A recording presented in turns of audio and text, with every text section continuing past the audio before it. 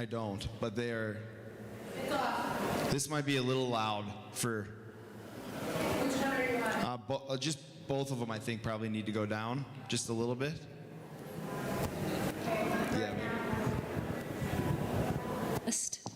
Test. There we go. That sounds pretty good, huh? All right.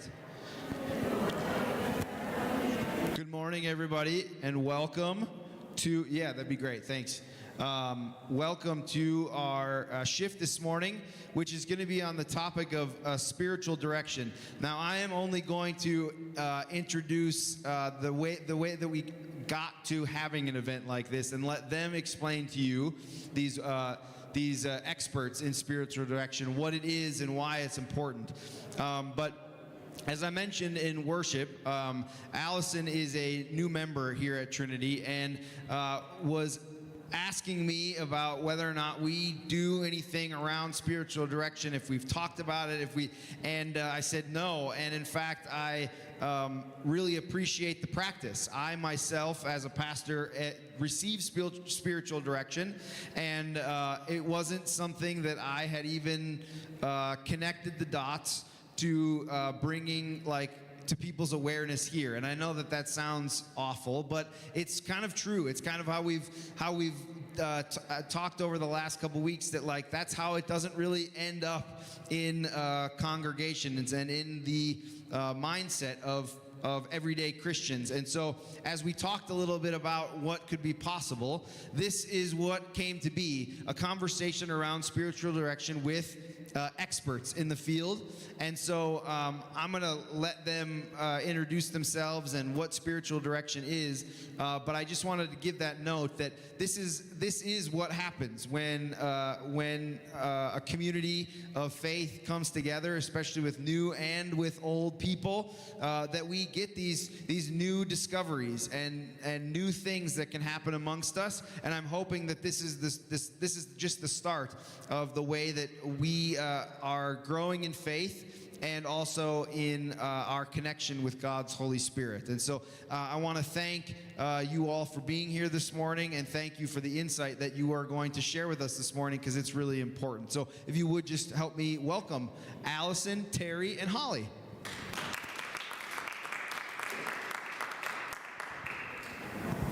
Well, I'm so glad you're here.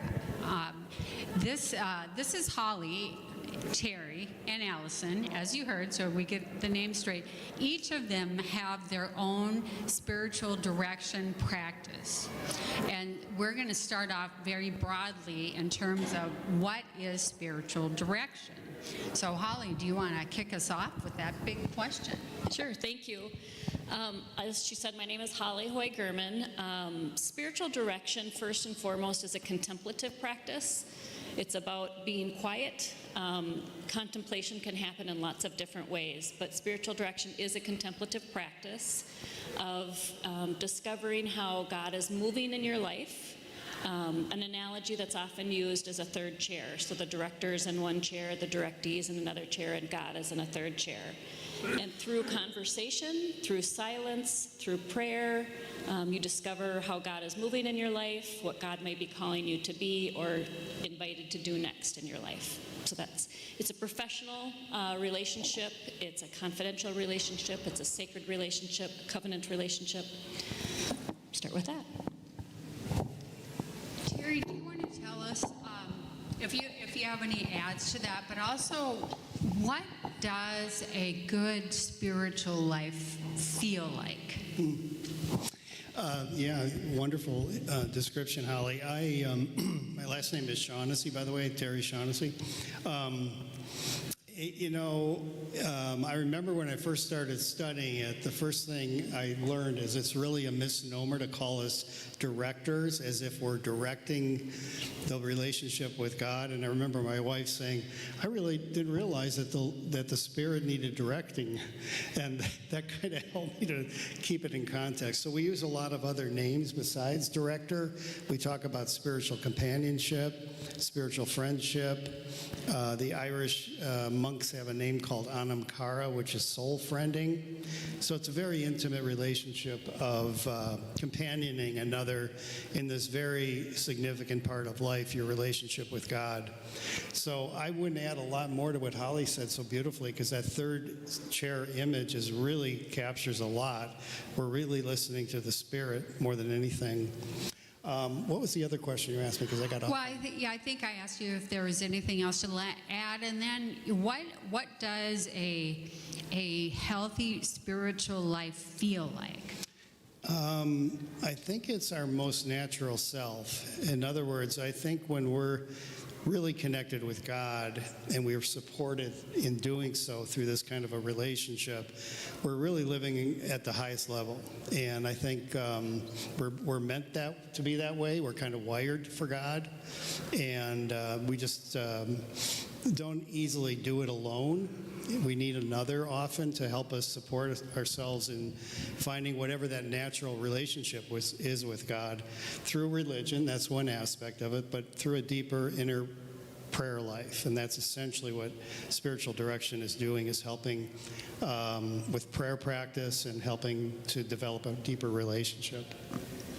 So go ahead. You can pass it to Allison. So Holly and Terry have been in the practice for quite a while. And I have clients who are, meet with them either on Zoom or in person. And I want to ask you, Allison, what drew you to this practice?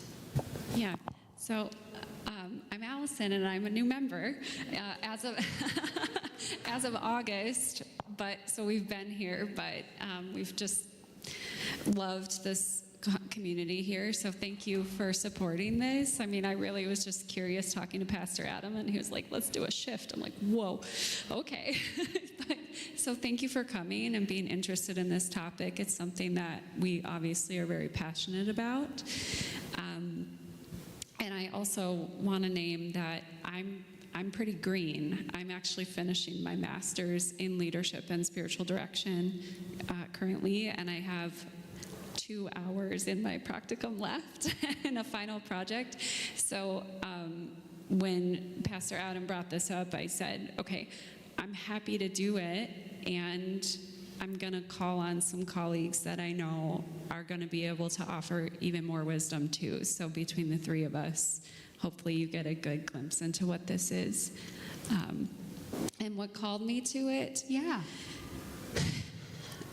Pastor Adam talked about 5 years ago in his sermon today, and it was the first online pandemic service that we were having. And I was a mom with 2 little kids, and I was home. And I have a social work background. I knew I didn't want to go back into social work field with 2 little kids, so I started exploring seminary. And the practice of spiritual direction and the program of spiritual direction kind of fell into my lap while I was touring seminary. And I started engaging with it and finding a parallel between like the loneliness of the pandemic, being home with 2 kids and not being able to be in community as much, and just being a mom, trying to figure things out. I found it to be something that was really nourishing to my spirit in a way that just getting together with my girlfriends didn't really do, or even going to church. I mean, I always got something out of it, and it was beautiful community life, which is essential, I think, too, but it was something else that was deeper for me. And I just thought, I want to be a part of this, and I hope other people get to experience this as well. And spiritual direction, to add on to what Terry was saying, or what a deep spiritual life looks like, I'm finding as I work with more and more people from so many different backgrounds, is that that's different for everyone. We can't tell you what that looks like for you, and that looks different in different seasons of life as well, depending on what you're going through. Yeah, we talk especially this Lenten season, about transformation. And when I did a little research on this, and including looking at your websites, people talk about working with a spiritual director has transformed their lives. And that really interested me because I think all of us at one time or another, or maybe more consistently, find, something feels like it's missing in my life. What could that be? And I know a couple people who have spiritual directors, and they do talk a lot about them. And it interests me about bringing someone else into the chair. You have yourself, and you're speaking to God, and you listen, and you wonder, is that what God is telling me to do, or is there no answer? So does that mean, this? So perhaps having that other person in the chair says, well, you might want to consider this, or, it's a little bit outside ourselves. We did a little bit of a Zoom before this to see, what are we going to talk about, and one of the things we talked about is what is spiritual direction, what it is not. And so maybe this is a good time for that question. Thanks. Spiritual direction is not therapy. Although it might look like therapy in that you're sitting with someone, therapy is meant to solve problems. Spiritual direction is an opportunity for you to explore God at a deeper level. I've been working a little bit with the prophet Elijah in my own personal prayer life, and you might be familiar with the passage from the book of Kings, and that still small voice within. And I really believe that spiritual direction is about finding that still small voice within. And sometimes we can do a lot of it ourselves, and sometimes we get in the way of ourselves. Like, you can't see what you can't see, and so sometimes another person helps you just explore other questions. So spiritual direction is not therapy. It's not just a casual conversation. It's a professional relationship. As I said before, it's a sacred relationship. It's not a friendship. In the same way you wouldn't be friends with your therapist, although you might have an affinity for each other because you've built up time together. I guess that's what I'll say. Anybody want to add? Yeah, I would add it's living with questions. It's finding a way to have the deeper dimension of life explored, suffering, death. On a positive note, what is happiness? What is joy? What gives you purpose and meaning? And that isn't necessarily what therapy is about, as Holly just said. So often we get asked, well, how are you different than a therapist? But I would just say there can be some crossover in the sense that we may use similar tools. Allison and I were talking about the Enneagram. I've been around the Enneagram for 40 years now, and it's a tremendous tool for self-awareness and spiritually for developing deeper compassion. So that's an example where it kind of crosses into psychological realms, but it also has deep spiritual implications. And a lot of therapists and a lot of spiritual directors today are using that resource as a tool to help others. So it's just important to know that it's an intentional relationship dedicated to prayer. It implies that there is a prayer life already, that someone wants to explore with another who's, as I often like to say, I'm just somebody who has been on the path a long time, been guided by others, and it's not a wisdom guru type of relationship. It's just people who are dedicated to this part of life and have been trained and have experience and have deep care for cultivating prayer life with others. And I'll add to that, and we talked about this on Zoom a little bit, it is a little mysterious. And I think it's supposed to be. You don't really have an agenda like you maybe would with a therapist going in, I'm working on this, or this situation is happening in my life. You come and see what's there. And it's a relationship with people who are trained in being deep listeners to support you in your relationship with God and the Holy Spirit. So I think it's important to also note that this is an ancient practice. This isn't a fad or. So describe to me a little bit about that ancient practice. I mean, I think of Jesus going out and to the wilderness and listening for God. I'm going to pass it to the theology teacher. Thank you for that question. It is an ancient practice, and in our Christian tradition, you look back to the 1st century or the 2nd century, the 3rd century with the desert fathers and mothers. And after Christianity became legalized with Constantine, the desert fathers and mothers withdrew to the desert to seek holiness, to withdraw and really discover God, and that was working for them. And then people would go to them to say, okay, what are you doing? So this practice is very ancient. It then really moved into the realm of religious life. So if you think about Saint Benedict of Nursa or some of the, like the Benedictines, the Franciscans, these religious orders that developed, the head of the orders were the spiritual directors for their community. So it really became centered in that communal living, and moving forward in time, it kind of stayed with clergy. It kind of stayed with religious life. But past 100 years or so, it started to move out of clergy life and into the life of lay people. So not only were lay people trained as directors or companions, but also lay people are exposed now to receive direction. But I think you can even go back before the time of Jesus, and you look at Abraham, and you look at that covenant relationship. You look at what Jesus did by calling the 12 apostles. It's all about that covenant relationship, that sacred relationship. So I think that's part of the background.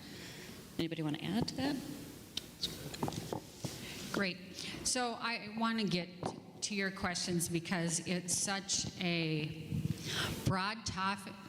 It's something that you can't touch, but you feel it, right? So maybe you're wondering, what does having a spiritual director look like?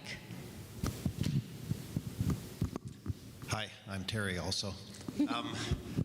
Allison, this is kind of directed towards you, and it really is not asking for a response, but some of the words that I heard, explorer, exploration, come and see what you find, it brings to mind that you're a new member here, and you were exploring, and we were searching for a church 46 years ago and found Trinity. And so it's really interesting, and again, it's none of my business, so I don't expect you to answer, but it would have been really interesting. It would be interesting to know, in your search, what did you find in your search for direction in churches? What settled you in at Trinity? Because there was many things that, and I'm sure there's some things that made you have second thoughts before you decided that.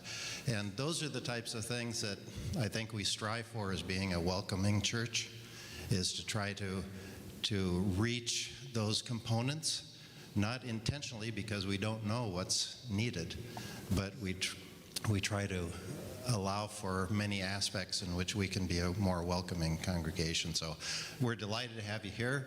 I'm just really kind of joyful that in your search and your spiritual search that you found Trinity here. So. Thank you, Terry. I'd love to talk about this. I'm happy to, because it was a feeling. And that's what we're talking about. I think Holly had mentioned either in our Zoom call, maybe you mentioned it here too, that spiritual direction is an embodied practice. And one of the things that it has helped me get really good at is my inner knowing. And that's because I'm really very deeply rooted in my faith and my spiritual life.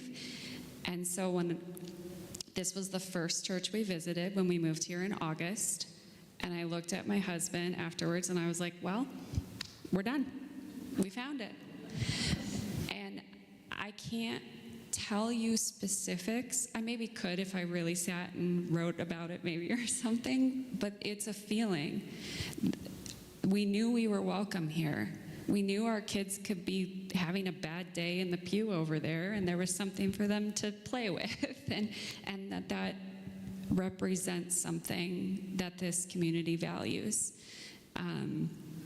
We were greeted by people who didn't know us, and we just saw the offerings here served so many different people in different walks of life. And I think the biggest thing was my gut just said, this is it.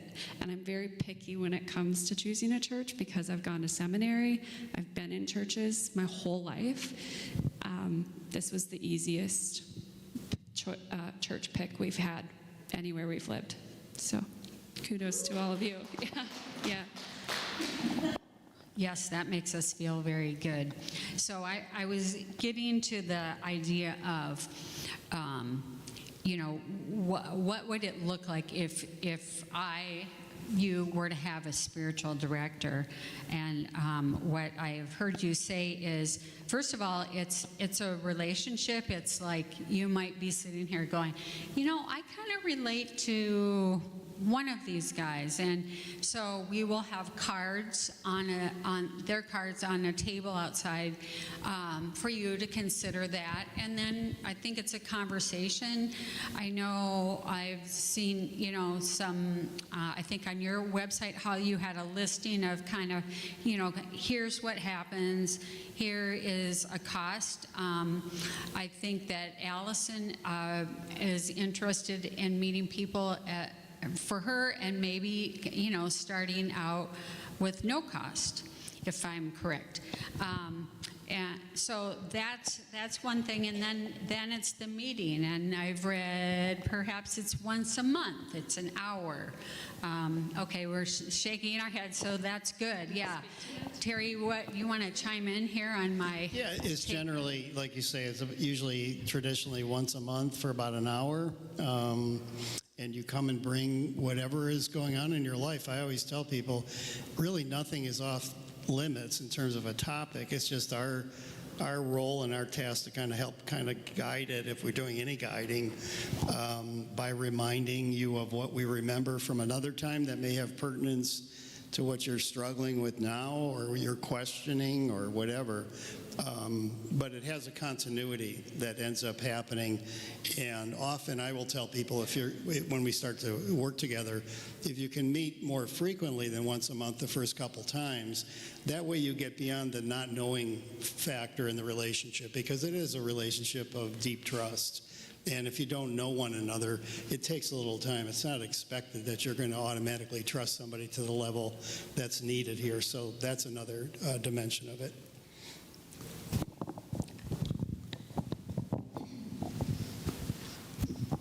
So it's lovely to have all of you here because I've never even heard of this. And when you look over maybe the last 5 years, are you seeing a trend in more people seeking this? I don't know if you have heard of Pew Research or Springtide Research, but there's a lot of research about people leaving faith communities. They are one step away from being done with church. So many times the people sitting here in the pews are one step away, if they aren't already done, but just bringing their body here. So research is showing that there's a movement away, that something is not working. And what I have found, and in some of my studies of spiritual direction allows people to re-enter into that relationship. Certainly a faith community is a part of that. Allison mentioned that. But if people are feeling like they're done, what's going on there? And how can you explore that to re-invite God back in, or to re-recognize God in your life? Also, maybe post-pandemic, maybe not post-pandemic, but levels of anxiety and depression have raised. I work a lot with young people, and anxiety and depression are off the charts. I find that spiritual direction allows people to step outside of that fight and flight mode, so that they can hear themselves, so that they can hear God. And I think that renews their spirit in a different way. So I can't speak to specifically numbers. Maybe Terry has some more statistics on that or more experience on that. But my anecdotal experience and a little bit of my studies have said that I think it's serving an additional purpose almost that faith communities try to do, but maybe aren't always doing 100% just because of the various needs that people have. I might add a couple thoughts. In almost 30 years of doing this, one of the things I'm seeing is, first of all, my demographic, a baby boomer, there's more of us retiring. And I'm aware I'm spending a lot more time with people who are either, considering retirement, in the process of retiring, or post-retirement. And the reason that's so important is because obviously there's a great challenge if you haven't really gone deep in life to go into that realm, the unknown of retirement, and try to find purpose and meaning.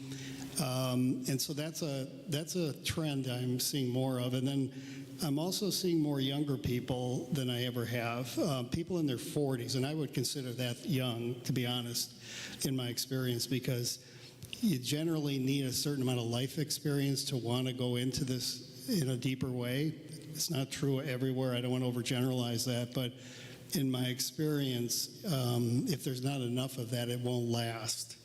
And I'm seeing a number of people in their 40s right now, which isn't, again, in my experience, the younger realm of spiritual direction, which is very hopeful and promising, but it's also connected to the demographic changes. And the last thing I would say is there's so much distraction right now.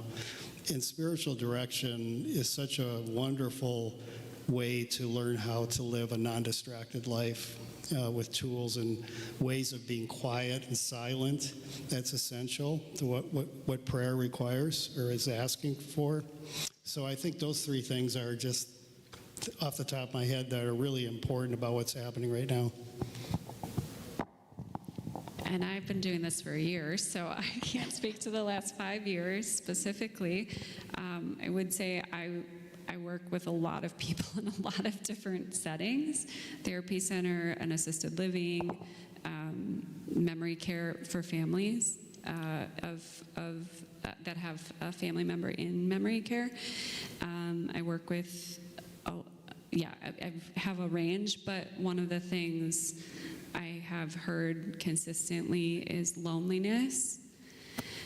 And also when I work with parents who are trying to shepherd their kids in this very distracted AI, literally artificial world that they're coming into, trying to learn how to parent through living it themselves in a way that's really grounded and rooted in something that's real.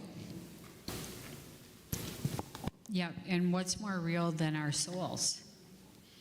You know, that's sort of the thing. I think when I thought about this, you know, taking care of your soul is like, I mean, that's what we have that goes on.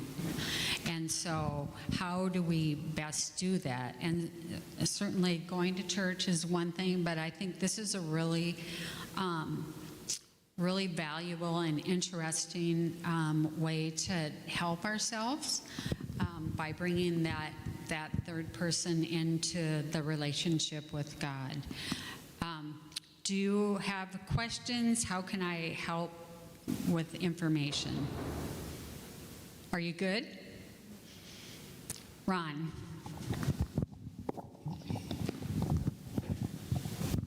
What is the relationship between you three? Are you part of a biological family, or what is the relationship, and how do you three at the same time come to Trinity? Well, I know Holly through spiritual direction. We were colleagues in the program, and she finished before me and has continued to be a really sweet friend and mentor as well. And I've just really admired her and looked to her for wisdom. We have a group that meets online of spiritual directors that she facilitates, just to check in with us and how we're doing and what's up. And that's separate. We all are in supervision. I think most of us are in yes. I didn't know. I'm like, Terry, are you still? Right, so you're required to be with In the program, supervision. right, correct. So we have a supervisor, each one of us. So that gathering is outside of that. That's just something that she facilitates. So we've remained in contact. And then Holly, I was searching for a third person to round out the group, and Holly has a connection to Peter, Watkins through Sacred Ground. And Peter was unavailable today, but he said Terry Shaughnessy is a fantastic person, and so I reached out to Terry, and that's how we've connected. So. Yeah, we're very fortunate that Allison really got this panel together for us. And were you all trained at St. Catherine's? My program is through United Seminary and St. Kate's. It's a joint program for a master's and the spiritual direction certificate. Excuse me, my master's is through Creighton University in Omaha, and that is a Jesuit school, but I also have a certificate through them, and as well as Sacred Ground. My spiritual direction certification training is from St. Kate's. Okay. So, as far as the locations, where are you all located? So I do meet on Zoom, and then I have 2 different office spaces in Fridley, Minnesota. I am on the World Wide Web like everybody else these days through Zoom, and then on phone sessions, and then I have an office in St. Paul where I live at my local church. And I also do a lot of Zoom, and then I meet with folks at a therapy center in Minneapolis as well. Okay. Do you feel like the Zoom accomplishes that closeness? I have some feelings about that. Yeah, it does. It works, but I'm sorry, my throat. It's a necessary thing. I much prefer in person. Body language, being present with somebody at this level is so much nicer. Yeah. Although I don't want to diminish the power of Zoom, it's probably more than half of the people I see now, so it works. And the phone works as well, but the human interaction is so important. I just want to add to that. I agree with you that Zoom does work, and it's been wonderful. Being in person, in addition to what Terry said, there's a level of co-regulation that happens that I think you can't get over Zoom. So I think in that sense, it's better to be in person, but not essential. Okay. All right. All right. Thank you for coming. I really appreciate it. You can see we're curious. We want to know more, and you've really provided a great explanation of what we can find and what's possible out there. Thank you.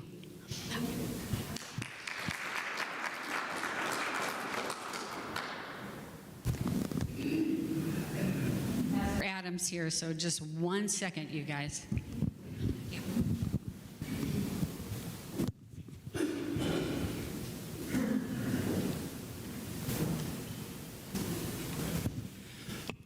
So one of the things that one of the other just briefly, one of the other things about this morning is connecting you with some spiritual directors that you maybe could reach out to and seek this practice out. But Allison, being a new member among us and part of this, was willing to offer up some of those spiritual direction conversations. If you would like a person who is familiar to this place to have a conversation and to maybe see if that's a fit for you, she is willing to offer that up. And I know that Holly and Terry would obviously be open for those conversations as well. It's just we have somebody in our midst that would be willing to begin those conversations and see where that might go as part of her practice. And I don't know if I'm explaining it right. Do you want to say more about that, Allison? Yeah, as I'm continuing, obviously Holly and Terry are available as well, and I don't want to make this the Allison show, because it's definitely not. It's about who fits with you. You know, you do have to find the person that feels right. And I am here, and I would love to support this community more. It is a confidential space, like we mentioned. It is a professional relationship, and that is something that I hold very sacred. And as I'm finishing my program, I am not charging for this service at this point. I am finishing my hours. I am under pretty intense supervision still, so I have a lot of support to support you. And that's something Pastor Adam and I have been talking about too, is me being able to offer it here, if you're interested, or if you know someone who is. Thank you. Thank you for coming.